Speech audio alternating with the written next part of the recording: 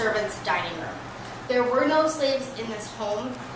Slavery ended in 1799 with the Gradual Emancipation Act in New York State.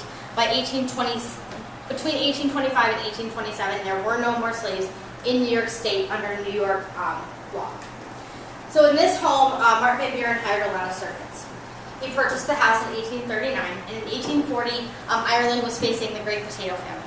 And so a lot of the women who moved over here took housekeeping jobs, domestic roles, and there was a lot of them in this house. You asked about how many it would take to run this house. Servants alone, there was anywhere from 7 to 8 servants in this house in the summer months. That was because obviously all of the sons would have been here and all of their grandchildren, or Van Buren's grandchildren would have been here.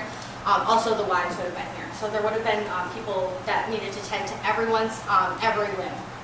They did this by the bell system that you see here. There's 3 bells right across from you, and if you're at my vantage point, you can see there's 2 more bells by the window.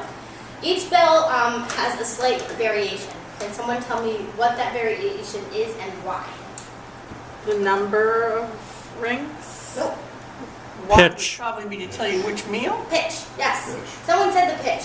Every bell is a slightly different size. At this point, the Irish girls that came over couldn't read or write, and they would have needed to know exactly what room needed their help. So they did this by identifying the sound of the bell. The bell would have sounded almost similar to this. So if you were enjoying something hot, that's too bad for you. If you heard that sound, you were going to whatever room needed you.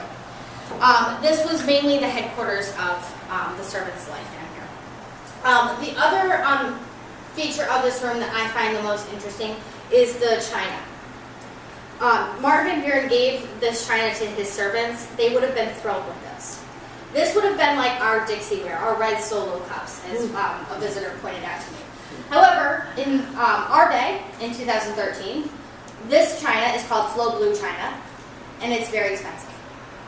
At this point, Martin Van Buren's life, this china was used as ship's ballast, and if you have an adventurous spirit and you don't mind some ships, it's still found on the Boston Harbor.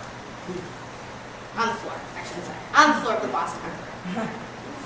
Are there any questions about this room?